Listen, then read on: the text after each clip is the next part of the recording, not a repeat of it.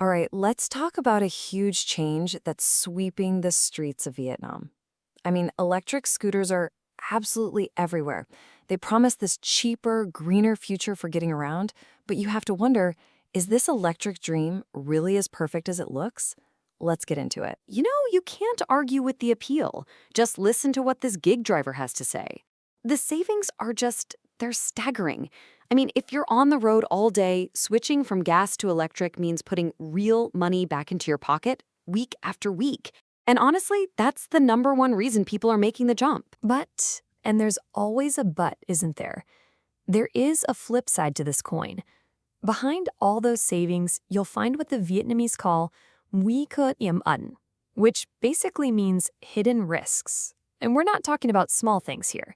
These are major problems that are really defining what it's like to go electric. So that brings us right to Vietnam's big electric dilemma. We're talking about electric two-wheelers. You'll hear them called E2Ws. And yeah, they've got some clear upsides, but they've also brought a whole new world of challenges with them, especially when it comes to safety on the road. So who exactly is hopping on these E2Ws? Well, it's a pretty wide mix. You've got students, older folks, and of course, the gig drivers we just talked about. And the why is pretty simple. They're cheap to buy, they're easy to ride, and this is the really crucial part. For a long time, you didn't even need a driver's license for most of them. That one detail made them incredibly easy to get, especially for younger riders. And that easy access, it has a very real, very serious consequence.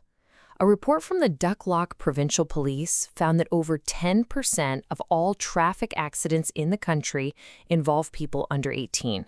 And a huge chunk of those accidents are linked to students on electric scooters, often riding without any formal training or a real understanding of traffic laws. When you really start to break it down, you see it's kind of this perfect storm of risks. First off, E2Ws are almost completely silent, so other drivers and pedestrians literally don't hear them coming. Then you find out a lot of them are sold with really weak signal lights, or without basic stuff like rearview mirrors. So you combine all that with drivers who are inexperienced, who might not know the rules of the road, and what do you get? A pattern of really dangerous behavior. Speeding, weaving through lanes, not wearing a helmet. Okay, so let's zoom in a bit. Let's move from the big picture safety data and get personal. If you're standing in a showroom, thinking about buying one of these things, what are the actual day-to-day worries that are probably running through your mind? Turns out there's quite a list. This is it. This is the first, most basic question everybody asks. And it's not just about, how far can I go on a single charge today? It's about the future. How many years is this battery actually going to work well before it starts to die and I'm staring down a super expensive replacement bill? And then you've got the simple, practical stuff. Like, where am I supposed to charge this thing? If you live in an apartment building, you can't just throw an extension cord out the window. That means you have to physically take the battery out and lug it upstairs every night. And if you're out in the countryside, good luck finding a public charging station. It creates this constant range anxiety. And then there's a fear that's, it's much closer to home. There have been these news reports about batteries catching fire, or even worse, exploding while they're charging in people's apartments overnight. It's made people genuinely scared, and it forces them to ask a really tough question. Is the convenience worth risking my home, my family's safety? And the headaches just keep on coming. Think about repairs. With a gas bike, there's a mechanic on practically every corner. But with an E2W, a simple problem could put your scooter out of commission for 10 days or more. On top of that, people are worried about resale value. A used electric scooter just tanks in value compared to its gas-powered cousin. Okay, to really get a handle on this battery issue, we got to talk about charging cycles. And the big takeaway here is that not all batteries are the same. Not even close. A cheap lead-acid battery, you might only get 300 cycles out of it. That means you could be buying a new one every single year. A standard lithium-ion is way better, maybe 1,000 cycles, so it'll last you 3 to 5 years. But the real game changer is the newer LFP battery. It can get over 2,000 cycles.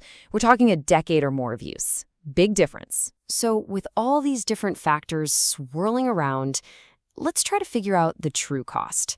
Let's look at the hard numbers.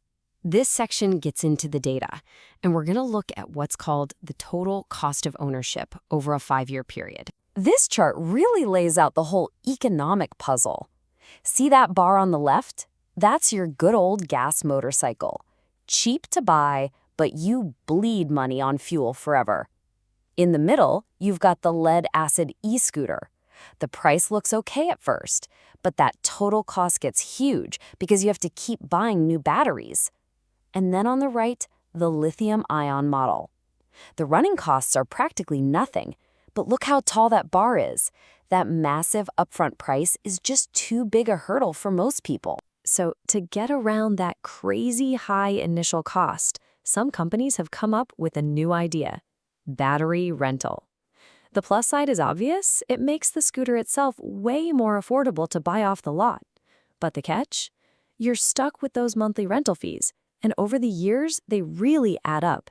You'll actually end up paying more in the long run than if you just bought the battery from the start. Now, this whole puzzle isn't just a headache for individual drivers, it's a massive national problem. And that leads us to what I'm calling the great infrastructure race, this frantic effort to build a support system that can handle millions of new electric vehicles. But right now, that system is it's a mess of bottlenecks. I mean, put yourself in a driver's shoes. First, you can't even find a public charging station. Then, when you do, surprise, your plug doesn't fit. And even if it does fit, you've got to fumble through 3 different apps on your phone just to pay. It's so frustrating for the user, and it all points to a much bigger issue: the incredible strain this is all putting on the country's electrical grid. And you've got all sorts of companies jumping into the fray to try and solve this. You've got the huge vehicle brands like VinFast building their own private networks. You've got giant energy companies and scrappy tech startups trying to build public stations. And now even other car companies are getting in on it, trying to create a network that works for everyone. It's a bit of a free-for-all. So why is everyone scrambling to get a piece of this action?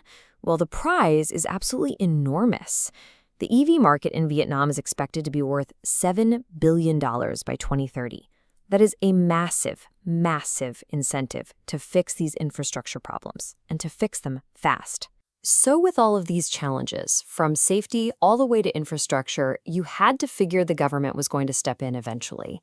And that brings us to our last section: how new rules could create a whole new future for Vietnam's e-scooter boom. Okay, this right here is the single biggest change that's coming. Starting January 1st, 2025, the game completely changes. That old loophole that let so many people, especially students, ride without a license, it's closing.